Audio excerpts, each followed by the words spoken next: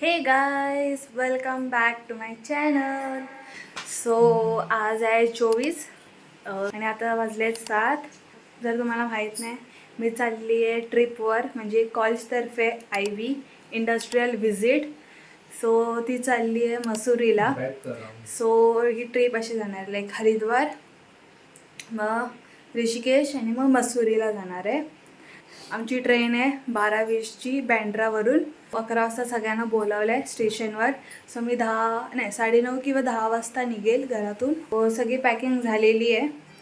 आता फक्त मला हे व्हिडिओ आहे, 2 व्हिडिओ मी एडिट केले आहेत. एक हेअर कलरचा आणि एक माझा मेकअपचा. ते मला आता इम्पोर्ट करायचं आहे या मोबाईलमध्ये. सो तसं मी म्हणजे ट्रिपवर असेल तेव्हा तो व्हिडिओ मी अपलोड करणार.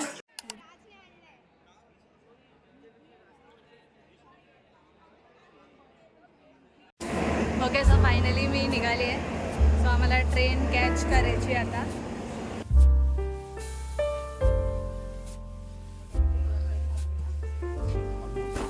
बाय.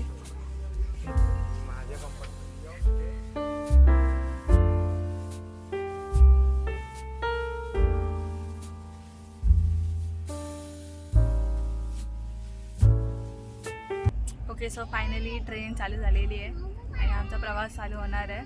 सो आता 12:20 वाजले आणि मग ट्रेनच 12:20ची येते, म्हणून निघाली 12:20ची. सगळ्यांना बाय बोलली आहे मी. सो या. Good morning. सो आता एक सनराईज आहे, जो आम्हाला खूप दाखवायचा आहे.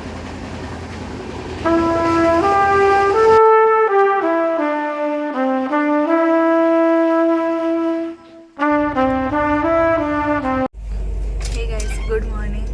सो आता मी जस्ट 6 वाजता उठलेली. आता वाजले आहेत 8:30 आणि सनराईज खूप छान होता सकाळी 6 वाजता. सो आता नाश्त्यासाठी आम्हाला पोहे दिले आहेत आणि मी कॉफी प्यायली. पोहे ऑन द वे संपत आहेत, ते माझ्याकडून नाही जात आहेत, तरी पण मी ढकलते. आणि मग नंतरला आता आम्हाला हा पूर्ण दिवस ट्रेनमध्येच घालवायचा आहे. आणि उद्या सकाळी हरिद्वारला आम्ही पोहोचणार आहोत. किती वाजता हे माहीत नाही, की 7 वाजता किंवा त्याच्या पण आधी आम्ही पोहोचू हरिद्वारला. हा पूर्ण दिवस घालवायचा आहे या ट्रेनमध्ये. कसा घालवू हे माहीत नाही.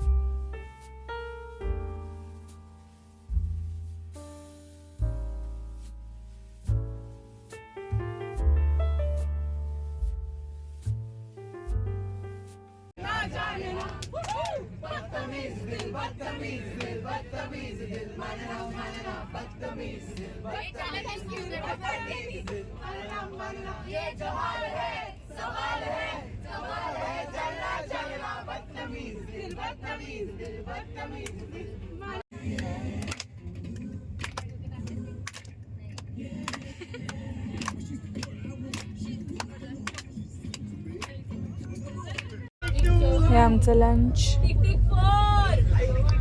खरं तर एक्सपेक्टेड होतं नॉनव्हेज, बट व्हेज मिळालं. सॅड.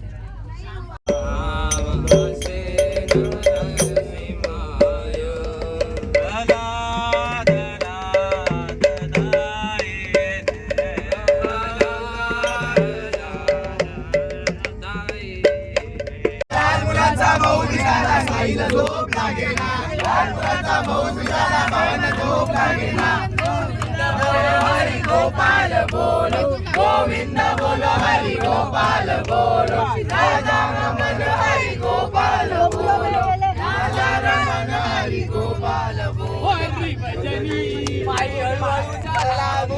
आता वाजले 10:30 रात्रीचे आणि काहीच दिसत नाही पुढे. पुन्हा दुकाने भरलेलं आहे. आता एक झलक झाली पाहिजे.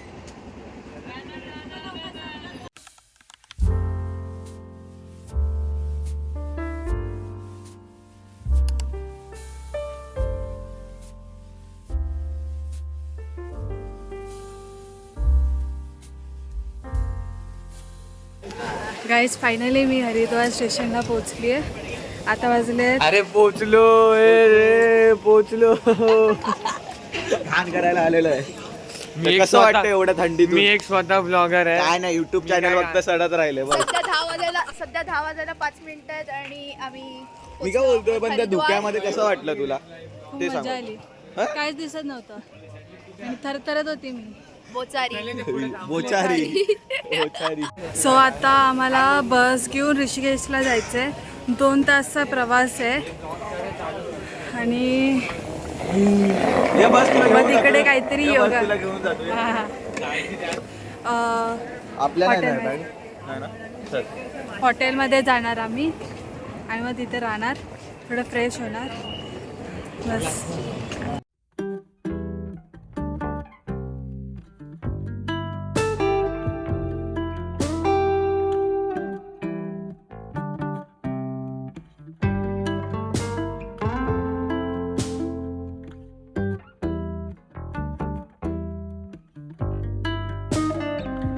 आता जस्ट माझा ब्रेकफास्ट झाला आहे. रसोई रेस्टॉरंटमध्ये आलेलो आणि इथे चाय जी होती ना ती खूप खूप टेस्टी होती चाय. हाय इकडे चाय खूप टेस्ट होते आणि नाश्त्यामध्ये आम्हाला छोले भटुरे आणि आलू का पराठा होता.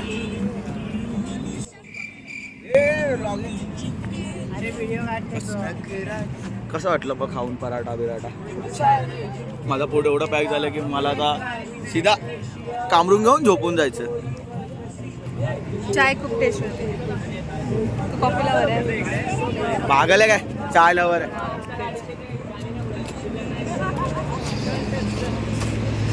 माझ्या इथे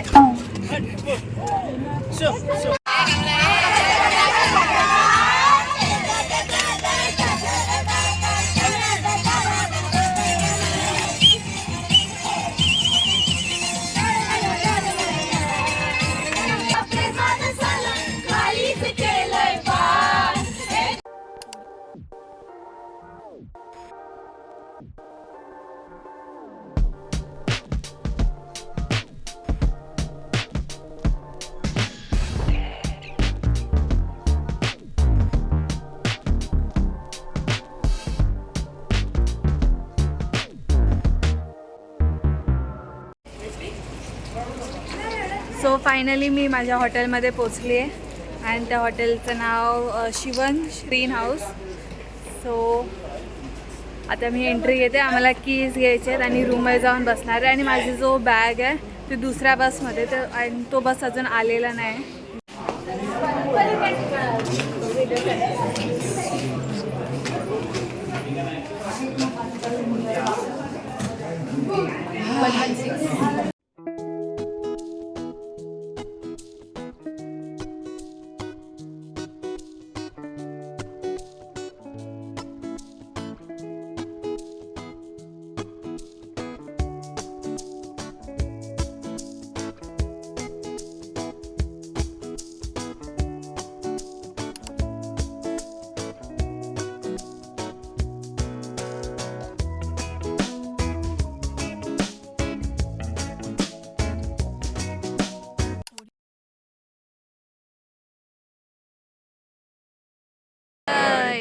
ये जरूरी होता है बोलना ताकि लोग लाइन में आ जाते हैं.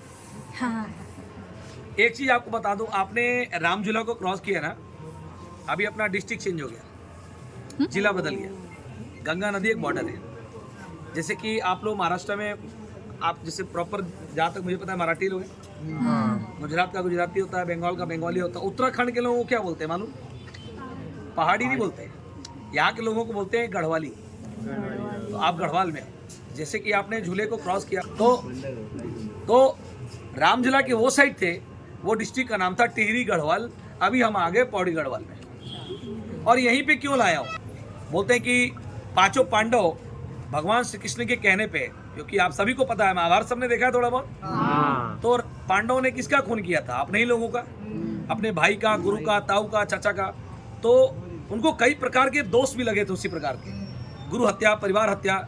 तो उनसे मोक्ष की प्राप्ति के लिए जब उन्होंने भगवान श्री कृष्ण से पूछा कि हमको मुक्ति कैसे मिलेगी, तो उन्होंने बोला मेरे से मत पूछो, ये बात जाकर आप भगवान शिव से पूछो, वो आपको बताएंगे कि मोक्ष कैसे मिलेगा। आप सबने नाम सुना होगा केदारनाथ मंदिर के बारे में। हाँ हाँ। जो केदारनाथ मंदिर है, इन फ्यूचर कभी आप जाते हो तो केदारनाथ मंदिर का जो स्ट्रक्चर है वो तो ऐसे जैसे मंदिर होता है वैसे ही है, लेकिन अंदर जो भगवान शिव का जो शिवलिंग है या सिंबल है, शिवलिंग है नहीं वहाँ पे, वो महाभारत काल का यानी द्वापर युग का है। बताते हैं कि उस वक्त भगवान शिव केदारनाथ में नहीं थे, उस वक्त भगवान शिव काशी विश्वनाथ में थे। आपने नाम सुना है बनारस? तो पांडव आ गए, वो काशी गए। काशी जब पहुंचे, भगवान शिव को ये बात मालूम पड़ेगी पांडव मिलने आ रहे हैं, तो वो वहां से चल दिए, क्योंकि भगवान इतनी आसानी से नहीं मिलते। आप कभी केदारनाथ जाओगे तो आपको मालूम पड़ेगा ये सुख सुविधाएं नहीं मिलेंगी आपको जो अभी मिल रही हैं। बहुत टफ होता है, 20 किलोमीटर चलना पड़ता है। तो कहने का मतलब ये है कि काशी से जब वो निकले तो पांडव अपने राज्य पर वापस हस्तिनापुर नहीं गए। पांडव और द्रौपदी भी थी साथ में। उन्होंने क्या किया, फिर भगवान शिव को फॉलो किया, काशी से हरिद्वार, हरिद्वार से ऋषिकेश, देवप्रयाग, रुद्रप्रयाग होते हुए फाइनली जाके भगवान शिव को केदारनाथ में मिले। तो रास्ता रूट यही था, उड़ के नहीं गए थे वो। अब ये जो ऋषिकेश जो जगह है, आज का नाम ऋषिकेश नहीं है, हर एक युग में, समय में, काल में इस जगह को ऋषिकेश के नाम से ही जाना गया है, क्योंकि इस जगह पर साधु संत ही रहे। ऋषि मुनियों ने इस जगह को बनाया है, बसाया, इसलिए इसको ऋषिकेश बोलते हैं। अब आप लोग हैं तो ऋषिकेश में, लेकिन ये झूले को क्रॉस करने के बाद इस 5 किलोमीटर का एरिया कुछ और है, मतलब कुछ और नाम है। आप मैप में लोकेशन किसी को भेजोगे ना कि मतलब हम कहाँ पे हैं, किसी को भेज के इधर बुलाओगे तो लोकेशन रामझूला ऋषिकेश नहीं दिखाएगा।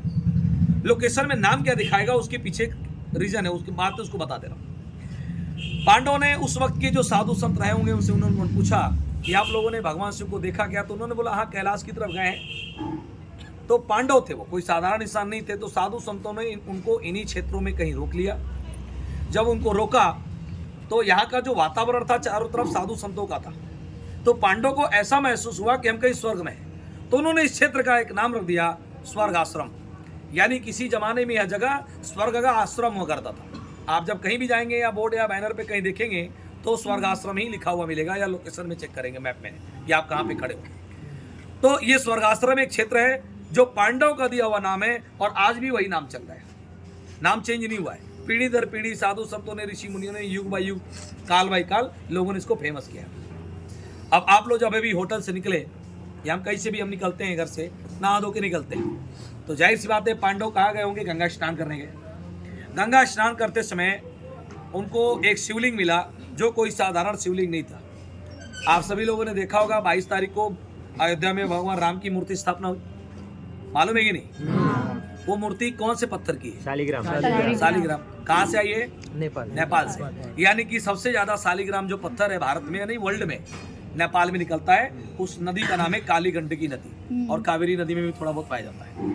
तो कहने का मतलब एक तो शालिग्राम वो होता है जैसे कोई ऐसे टेढ़ा मेढ़ा पत्थर मिल गया, फिर उसको कारीगर लेता है और उसको आकार देता है, मूर्ति या कुछ भी बनाता है।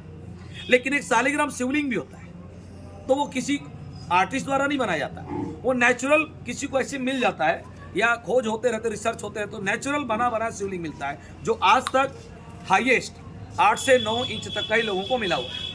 लेकिन पांडव को उस दौरान लगभग 1 फीट से ऊपर शालिग्राम का शिवलिंग गंगा स्नान करते में मिला था, जिसको वहां से उन्होंने निकाला है और ठीक इसके अंदर प्रतिष्ठापना की है, पूजा पाठ किया और नाम दिया रामेश्वर महादेव। ये भारत का सेकेंड रामेश्वर मंदिर के रूप में जाना जाता है, और भारत का सबसे बड़ा शालिग्राम का शिवलिंग नेचुरल, किसी आर्टिस्ट द्वारा नहीं बनाया गया है। वो तो जब अंदर जाएंगे तभी मालूम पड़ जाता है कि जो नेचुरल जो चीज़ होती है ना, तो अलग सी वाइब आती है अंदर जाने के बाद। तो रुद्राक्ष है, तो यहाँ पे भाई देखो एक दो जगह पे झाड़ दिखाने के लिए, ऐसा नहीं कि इसमें लगा है तो तोड़ के माला ही से मिल जाएगी, और लेना भी नहीं चाहिए, क्योंकि आपको सिर्फ मालूम है रुद्राक्ष, नाम सुना है सबने? रुद्राक्ष का मीनिंग क्या होता है पता आपको? रुद्र का मतलब होता है शिव, और अक्ष का मतलब होता है आंख के आंसू। भगवान शिव ने माता सती के वियोग में जब रुद्र तांडव किया था तो उनकी कुछ लव टीयर्स पृथ्वी पे गिरे, वही टीयर्स जहाँ जहाँ गिरे हैं वहाँ वहाँ रुद्राक्ष झाड़ की उत्पत्ति हुई, जो पूरी दुनिया में 3 जगह पर सबसे ज़्यादा रुद्राक्ष पैदा होता है। पहला नेपाल काठमांडू, दूसरा जगह इंडोनेशिया, और तीसरा जगह हमारे यहाँ और कुछ हिमाचल के पर्वतों में। लेकिन इन सभी जगहों पे रुद्राक्ष जो सबसे ज़्यादा फेमस है वो बद्रीनाथ का है, क्योंकि हमारे यहाँ जो रुद्राक्ष होता है वो छोटे साइज का होता है, जिसके ऊपर प्रॉपर माला बनती है। आप सभी को मालूम है ना माला कितने दाने में बनती है? 108। अगर ये साइज का रुद्राक्ष हो और माला 108 की बनाए तो माला टांगों तक आ जाएगी। और टांगों तक कौन पहनता है? जो साधु संत बाबा लोग होते हैं। हम जैसे आप जैसे जो पारिवारिक लोग हैं वो नाभि के नीचे पहनते हैं तो दोष लगता है, लेकिन रुद्राक्ष जब साइज में छोटा हो जाता है उसकी कीमत बढ़ जाती है। जितना हाइट पे होता है उतना महंगा मिलता है और छोटा होता है, और जितना डाउन यानी तराई इलाकों में होता है उतना सस्ता मिलता है, जितना बड़ा होता है। कहने का मतलब ये, तो पंचमुखी जो रुद्राक्ष है कॉमन है सबके लिए। इसमें जितने भी लोग हैं, लेडीज जेंट्स बच्चा बूढ़ा जवान, कुछ भी पीजिए खाइए, उसमें कोई नियम कानून नहीं होता है। डिस में कोई रूल नियम नहीं होता है। नियम होता है तुलसी माला में, वैजंती माला में। तो रुद्राक्ष पंचमुखी कॉमन होता है सबके लिए। अब कई लोग क्या करते हैं, सिंगल दाना लेके लॉकेट जैसा डाल लिया, वो बच्चों के लिए होता है लॉकेट। आप बड़े हो गए, मैच्योर हो रहे हो तो 108 की माला पहनेंगे तभी बेनिफिट करेगा। अब माला पहन के ऐसा नहीं कि बाहर दिखा रहे हो शर्ट के ऊपर, वो फैशन नहीं है, फॅशनेबल चीज नाही आहे, उसको शरीर से टच करके रखना पड़ता है। सो आता संध्याकाळ झाली आहे आणि थंडी खूप वाढलेली आहे, 12 डिग्री झालेली आहे आणि आमचा प्लॅन होता आहे मॅगी खायचं.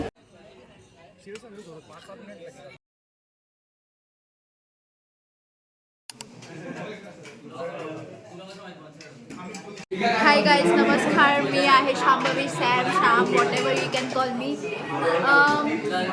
द थिंग इज श्रावणी आज थकलेली आहे भरपूर, सो तिचा ब्लॉग मी करते. हां, काय ना काम करता, बट स्टील श्रावणी थकली आहे आणि मला तिच्यावर दया आली म्हणून मी ब्लॉग करते. हे आहे बाय द वे, हे आहे आमचं जेवण. ही आहे तुमची सगळ्यात लाडकी श्रावणी. हाय, काय जेवते श्रावणी? राईस, पनीर, खीर. ओके, तिचा खीरचं शिरा झालाय, शिराचं खीर झालंय. मी एवढंच सांगेन, वी मिस मानसी राईट नाव. श्रावणी, काय बोलायचं तुला यावर? मानसी जर तू इथे असते तर मला खूप आवडलं असतं. कारण की आम्ही तिला भरपूर खेळतो, सो तिला रडायवंच ना कधी कधी. तुमची कॉक्रोच नाही आली. अजून काय बोलायचं तुला? ओके, गौराई तुला काय बोलायचं आहे? अरे का ओके, खाऊल्यानंतर शरयू. हॅलो, तुला मला काय बोलायचं? जेवायचं सो पण नंतर. ओके, शरयू जेवतीये. ओ माय गॉड, शरयू जाणार आहे ब्लॉगमध्ये. सो सगळं जाणार आहे ब्लॉगमध्ये. फॉर नाव आम्ही आता जेवतोय, सो साईड आउट. अच्छा, कंटेंट